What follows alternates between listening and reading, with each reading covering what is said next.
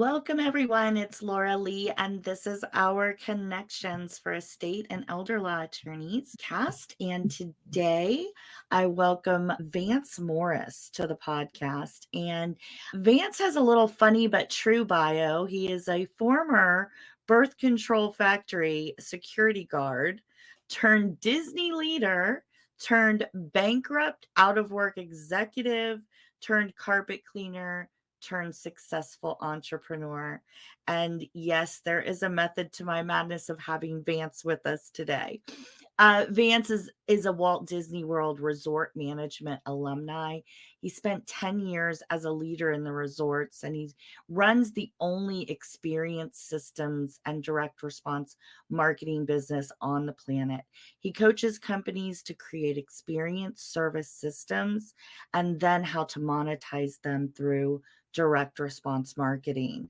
He is the longest reigning marketer. He actually held that title from 2015 to 2019. So welcome to the podcast, Vance. Yay. Yay, and the crowd goes wild.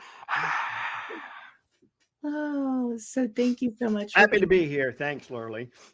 Yeah. So Vance, we're in a pretty high level mastermind group together. So you know that I work with estate and elder law attorneys, and I'm always looking to bring experts in to speak to them about the important things for growing and scaling their business. And you and I have chatted about the client experiences and how important those are for growing a firm, right? So we don't ever want to be a commodity where we're just selling a set of documents. And that's what I teach. So I wanted to bring you on to really go deeper into that conversation of how can we make experiences better for our clients from the get-go, from the time that phone rings or the time they see a marketing piece even till, the end of the service comes along, and then for the lifelong relationship of the client and the attorney.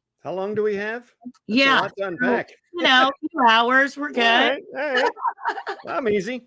I can get started. Yeah, let's talk about just breaking away, because some attorneys, when they haven't been working with me for a long time, they're still in that commodity mindset. So how do we break free from that and really start the whole experience model? Yeah, I think one of the big things is the only thing that separates one commodity from another is the experience that is provided. The dentist is a dentist. Only so many ways you can clean teeth. So what separates dentist A from dentist B? Really, it's the experience they're providing. And the place to start, and people always say, well, where do I start? Start with your own background, your own personal story, because that's about as unique as you can get. Nobody else has that.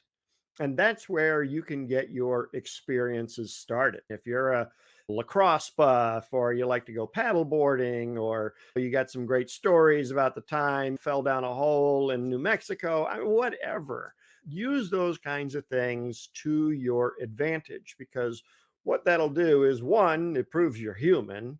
Two, it will create affinity with other folks. If you're an outdoorsy kind of guy or gal, then promote the fact that you like to go on hikes or paddleboard or whatever it is, because those kinds of things will draw people naturally to you.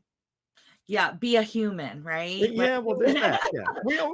Yeah, funny thing. It's funny. I don't know if you've told I told your listeners, I also own 3 bricks and mortar businesses here in Maryland, in addition to doing this coaching thing. And there's a carpet cleaner close to me that likes to make himself bigger than he really is. And he has a commercial division, a flooring division, a upholstery division. He's one guy. He's faking it, and he's not making it. And people do business with people. They don't do business with companies. So having divisions of this, that, and the other thing, you're not fooling anybody, and you're probably hurting yourself.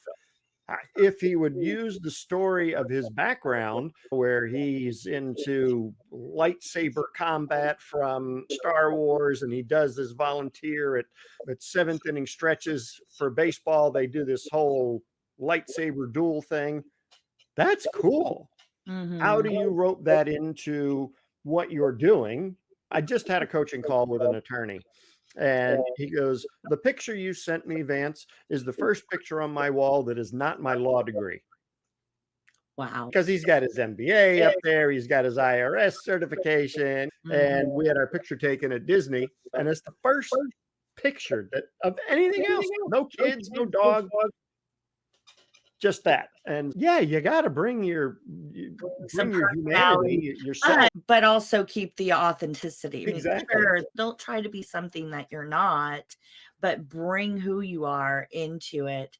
And I find that a lot of times attorneys, they don't want to share too much about their private lives. Think about the things you can share. What are you Exactly. doing in the community? What charities are you involved with? You don't have to share personal husband, kids, and pets No, to shoe be size is not to be necessary. personal. So you can divide it a little bit, but the more you can share, the better, because people do. They do business with people they know and trust, not a logo that they saw in an ad. How do we take that, who we are, and turn that into experiences for the client? Sure. One of the things that Disney does so well, and a lot of companies do, is creating experiences out of the mundane things that they have to do day in and day out to keep the business rolling. Disney's got this all figured out. When you get to a resort, it's they've got a special greeting, it's aloha or welcome home or stuff like that. I worked with a insurance company, and the guy loved rock and roll. This was his thing. He had pictures of the Who and Led Zeppelin and gold records and autographed guitars and everything all over his office. But he didn't use it in his market. You didn't know this until you actually got into the office. And as we know, insurance can be a stodgy, boring kind of thing. And after some work and brainstorming, and now it did take us a couple of weeks to finally come up with the final product. If you call somebody's office, they're usually going to answer the phone in a way similar to, "Hey, thank you for calling Dave's Insurance. How can I help you?" Everybody answers the phone that way, and very little variation. But we brought his rock and roll personality into it. And now his team answers the phone. "Thank you for calling Dave's Allstate, the agency that rocks." Now, Nice. does this sound a little hokey? Yeah. But after once you put everything together, it works. Two, remember your marketing's supposed to do two things: attract the people you want to do business with and repel the people you don't. Just by Mhm. answering the phone that way, you're achieving that right there. So you're eliminating people that are just not going to make a good client because you're not going to enjoy yourself around them.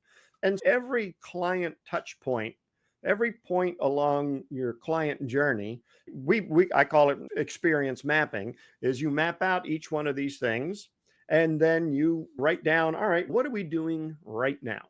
And we could use the phone answering example. We answer the phone. "Thank you for calling Dave's Law Office. How can I help you?" All right. Mhm. How do we plus it? And that's what Walt Disney was all about, was plussing. That's his term for process improvement. How do we just make it 1, 2, 5, 10% better than what we're doing? And you tack that on and say, okay, great. Now we're going to answer the phone like that. And then maybe a couple of weeks, 2, 3 weeks later, you revisit it and say, okay, how do we plus answering the phone? And you just continually do this all the time. And in a year or 2 or 5, your business isn't going to be recognizable because all you've done is continually improve the experiences that you're providing for your clients. I love that. And with the estate planning attorneys, there are multiple touch points, and you're dealing with a very emotional topic, right? A lot of people, number one, nobody wants to talk to an attorney because they associate it with something bad going on in their life. Typically, unlike myself, I love talking to my attorneys. And then nobody wants to talk about what's going to happen if they die or become incapacitated. So it's a double-edged sword just because of the subject matter.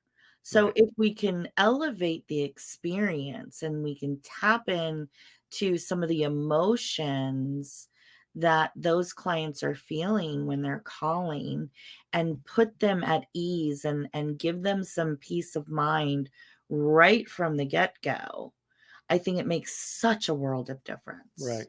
And if you have a name for your process that separates everyone out, your 17-step estate planning process, of course, Mhm. have some kind of much better wordsmith name than I just came up with. But Mhm. you, one, that will separate you. And two, people are like, oh, there's 17 steps. All right. What are they? Let's get to work Mhm. on them. There's a book that I got, and it was about a year and a half, 2 years ago. And I don't know how you would deploy this in your business, but it's called I'm Dead, Now What? And the book, I don't know if you've seen this thing, it's about yay thick, and it's all for capturing your information, all your bank accounts and your who's its and your what's its and passwords and everything for your heirs or your spouse once you pass. I don't know that making light of it is a good thing, but if it's in your personality, Yes. why I not? ac I actually have some clients that is part of the when they finish the planning, that's part of the delivery at the end is they give a copy of that book, It's of a that great book. workbook. It's excellent, and there's several of them on the market, so there's some that aren't as crash, Right. as that one, and I love that, right? Because it's important to bring a little bit of levity to the situation, I believe. You go to most wakes, somebody's cracking a joke somewhere. Mhm. Yes, and even in our social media and in our outbound marketing, we'll include that for the attorneys that it works with. We'll include some TikTok videos on different funny wakes and funeral situations and stuff. Now, some attorneys are like, "Oh my gosh, I would never share that." And that's where it gets back to that being authentic to who you are, Right. right? And who you're trying to attract and all the things. I think that's so important is that you want to attract who you want to work with and you want to repel those that you don't. Right. And So, wrapping it all up in a package and again, naming it with your own, because nobody else can take it once you've named it. Your proprietary system, your version of the I'm Dead Now What book, so powerful because nobody else has one of those. mhm. Yeah. Yeah, I love it.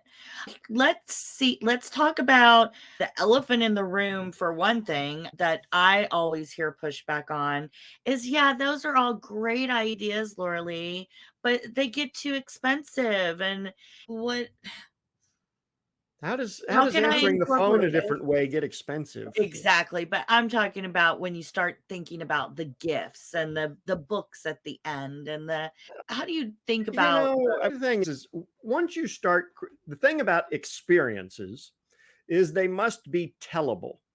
Okay. They people need to go out into the world and say, oh my God, you'll never guess what happened at the estate planning attorney's office today, preferably Mhm, in a good light.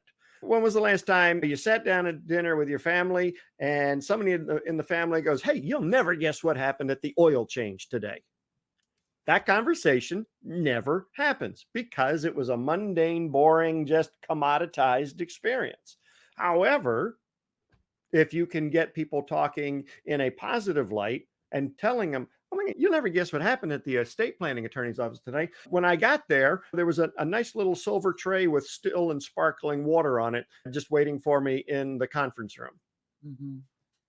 Like, what did that cost you? $3 in water? Yeah, yeah. And you reuse the silver tray. Creating experiences don't have to cost any money. They don't Mhm, cost anything. It's all in. Look at Chick-fil-A.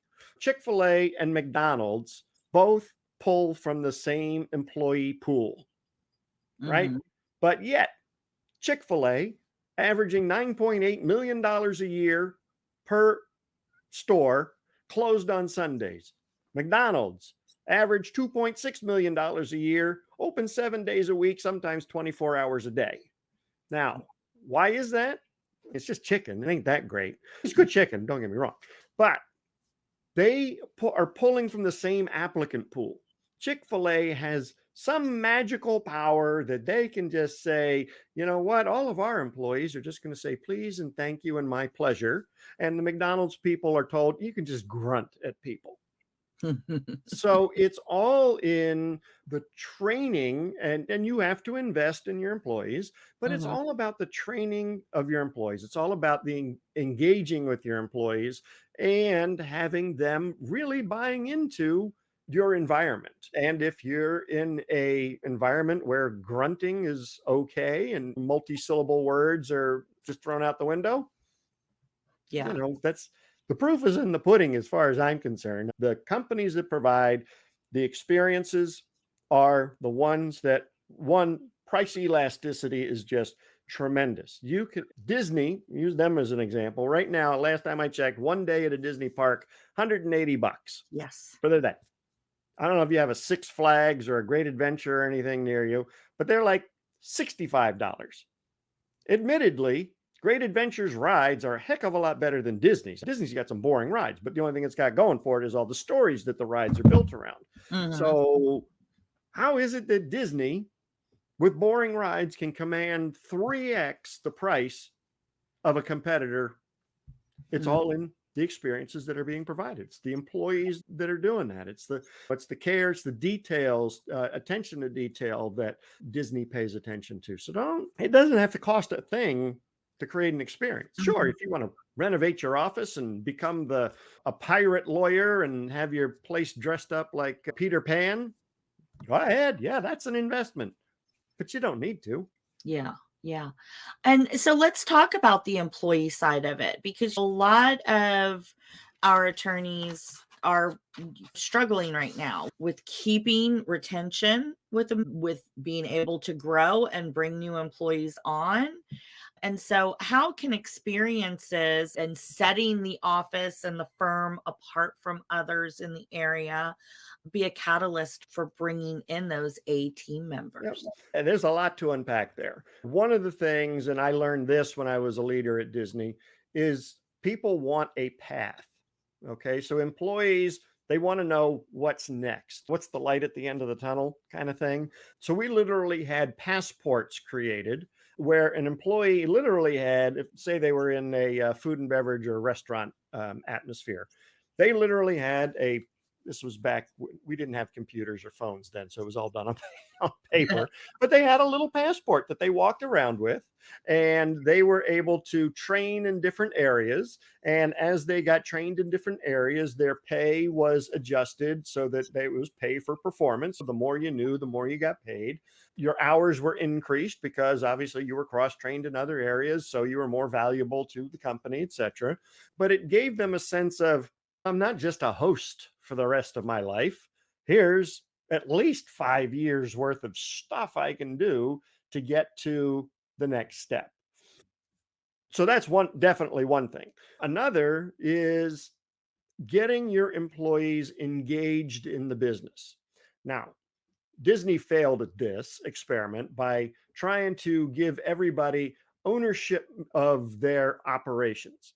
Now, we all laughed at it. Some people were offended by it because it's a multi-billion-dollar a year company. And unless you had a majority stake of the stock, you had no ownership whatsoever in it. We understood what they wanted. It just came out horribly.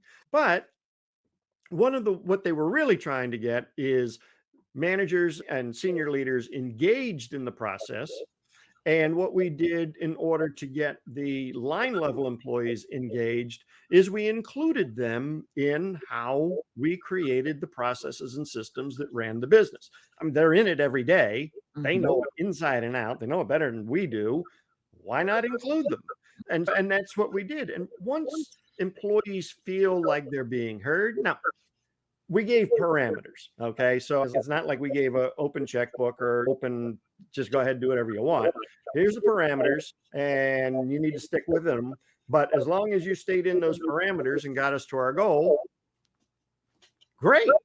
Right. The cool thing is if the employees feel like they came up with the solution, they now feel like they own the solution, and they are much more likely to actually execute that Yeah. solution and not forget of it. Because we could all say, hey, answer the phone this way. Mm-hmm. And people would just be, nah. And it's the implementation that gets the results, right? Yeah, it's if the employees come up with the way to answer the phone, which is the case in the of my rock and roll insurance guy, the employees came up with that. And Nice. they had no problem doing it when it came Mhm. time to answer the phone. So finding those ways to, when we were creating one of the restaurants I was on a design team for was one of these big character dining restaurants called Chef Mickey's.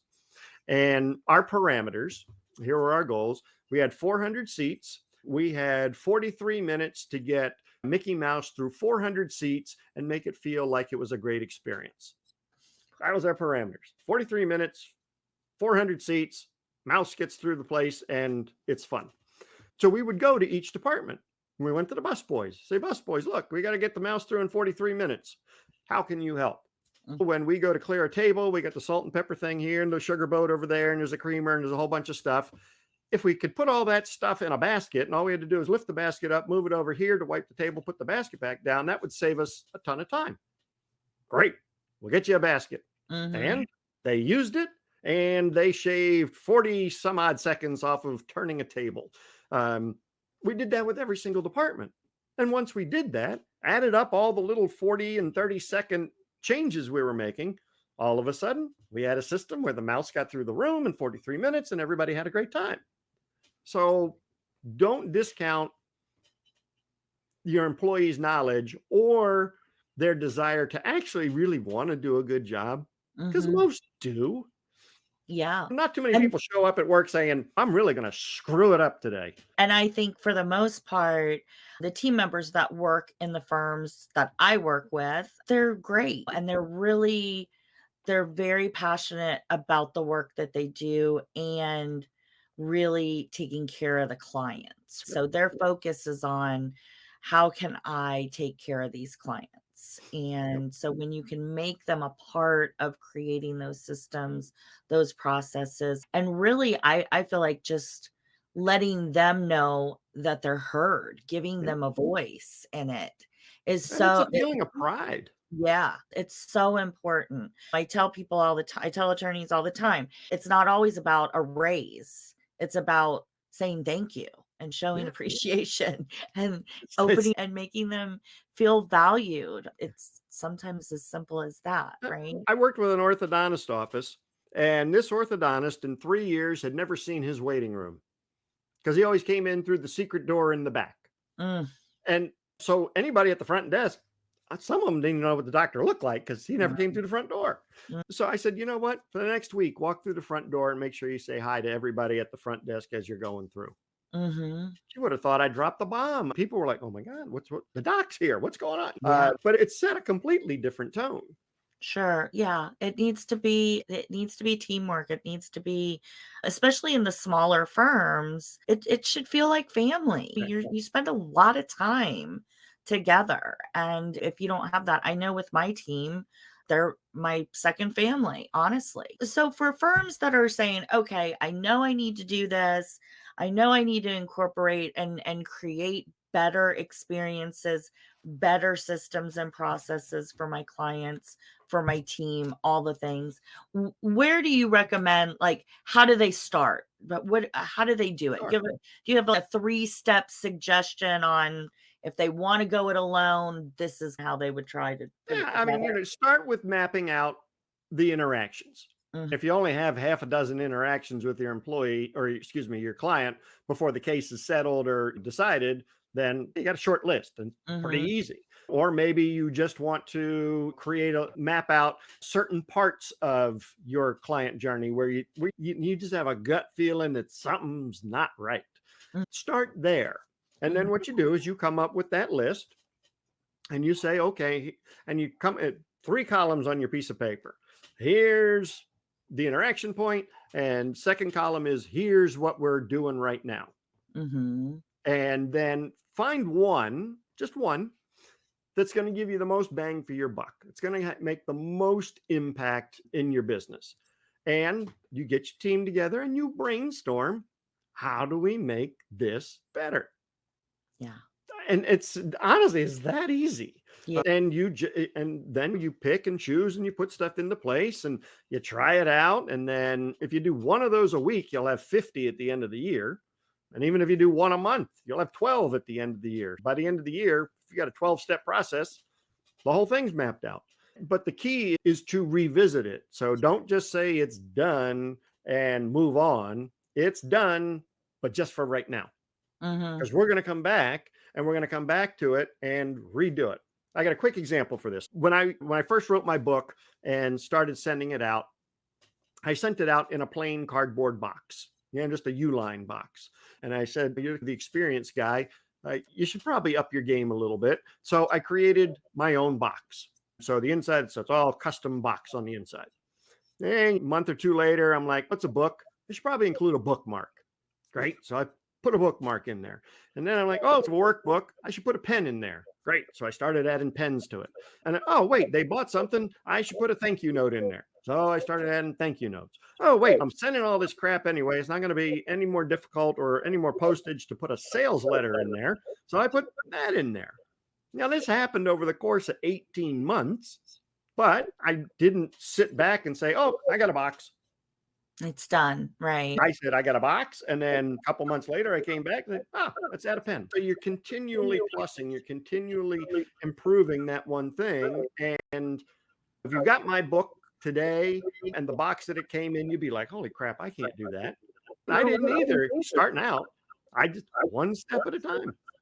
And talk to me, because law firms are always, okay, so I start doing all this and I continuously add to it. Like it's important to test it. It's important to measure it. It's No important. doubt. The other thing that I find happens a lot of times is we'll create these great systems, we'll create these great experiences that will build in, and then we think they're happening and they're sometimes not happening. How do you measure it? How do you measure it? And I think the biggest measure, and it's a simple one, is using something as simple as net promoter score. It's a one question. Would you recommend, how scale of 1 to 10, would you recommend us to a friend, family, or neighbor? And you got to start somewhere and get a yeah, baseline. But the studies have shown, I hate that phrase, but it's true in this case, that a 10% increase in net promoter score equates to a 10% increase in profitability, not sales, profits. yeah, that, So if you want to quantify this, and it's an easy number. It's one number that you manage from, and the mhm, whole team knows that, okay, we're at 30. We yeah, need a 10% increase. We need to be at 33 by the end of the year. How do we do it? mhm, And then and the correlation to profitability will be there, because think about it. If your net promoter scores is up and you're providing experiences and your experiences are tellable is another word for referrals, because yes, that's how they start to come in. So one, you're going to get increased business from that. And two, you might be able to reduce your marketing spend on some really expensive stuff that you might not need to do anymore, mm, and reinvest that either into an experience or go to Bora for the weekend. It's those kinds of things. Yeah, you do have to have measurement. And some things don't always have an ROI on them. I know it's drilled into our heads. All our marketing got to have an ROI. Everything's got to have an ROI. Sometimes it's just investing in sustained enthusiasm for your business. So if you went to Disney and you saw a dead plant, you wouldn't think too much of it. But if you went to Disney and every other plant was dead or dying, now you're like, why did I pay $180 to look at mhm. dead plants? So all that investment is, as I said, is helping you with price elasticity, but it also is an investment in the experience that you're providing for your clients. Mhm. I love that you said not everything can you pinpoint an ROI. It's not that it doesn't have an ROI. It's that you maybe can't pinpoint and say, "Oh, my business increased by this amount because I started answering my phone a different way." When you start looking at your numbers, and for most of my firms in the state and elder law industry, predominantly a large portion of the business comes by way of referral, Right. either from past clients or from referral sources. So it's from professional referral sources. So it's very important to always look at ways of improving that number, because we know that number works. We know Yeah. that number is where such a large portion of the business comes from every year. So when we Yeah. look, we got to look at ways we can improve that. And then with that also comes hand in hand with it being tellable, is that people now don't just tell vocally, but they go online and start leaving reviews. And then now that's pushing up where you're showing up on Google Maps and where you're showing up in the search engines and all of those things. So there's another instance of it that is going to turn an ROI. So I love that. It's so important. And the client experience. And with estate and elder law attorneys, it's not a one and done commodity service. There's a lifelong relationship that can happen. Definitely. Yeah, I agree. And following up and keeping up with that afterwards is definitely part of the experience. Am Did I I back? lose you? Am I back? Okay, we'll cut You're that back. part. All right. And so what I'm going to start here, what I really want my listeners to think about is that there is such a multi-touch, not just of the process of drafting the documents, but the lifelong relationship with the clients and those touches and creating a system and process for that. Vance, if someone wanted to learn more about you, wanted to get your book, all of those good things, tell us how we can do that. Yeah, the easiest is to go to the website, which is deliverservicenow.com. Deliverservicenow.com, and you can actually download the book if you like reading on a screen, and you can get that for free. Or you can get the book free and just pay a little bit of shipping. And if you want a real physical hardcover book in your hot little hands, we'll send you one of those as well. With the And then box. with the box, With exactly. the Yeah, you box. don't get a box with the PDF, but you do Yeah. get a box with the regular book. Nice, nice. And I know in the fall, I think it is, that you have your boot camp. Can you talk to the listeners about what that experience is like? Oh yeah, that's probably the most fun event I do all year long. I take business owners, attorneys, butcher, baker, candlestick maker, dentist, you name it, on a 3-day excursion at Walt Disney World in Orlando, where we're fully immersed in creating experiences. So it is 3 days at one of the premium resorts. Half of the day is spent in a classroom. Half of the day is spent in what I call a walking classroom, where we're touring the parks and seeing all the things we just talked about in the classroom. Everybody says, "Oh, that's nice, but then what?" So on day 3, we actually spend time planning what your experience blueprint is going to look like, so that when you get home Monday morning, you actually have some kind of action plan to get started. And that's otherwise it was just a nice 3-day vacation away from the office. You got to implement something, but it's really cool because we pay attention to a lot of different details that most people do not see or never see when they're at Disney. Some of the experiences are just over the top. I don't know if you've ever been on it to a 9-course dinner wine pairing, but we do that. That in itself is an experience. And if you just study the makeup of that, you'll have half a notebook full of ideas to take back to your law firm. Yeah. Yeah. I love that it's so hands-on, and it's because I'm such a visual doer kind of learner.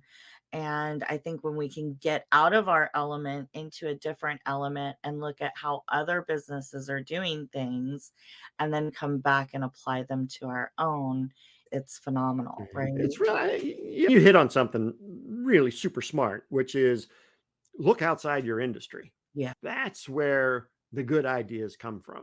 Mm. Because if you always do what everybody in your industry does, then one of our mentors, Dan Kennedy, calls it marketing incest, because we just copy what everybody else is doing. We don't even know if it works or not. We're just going to copy it.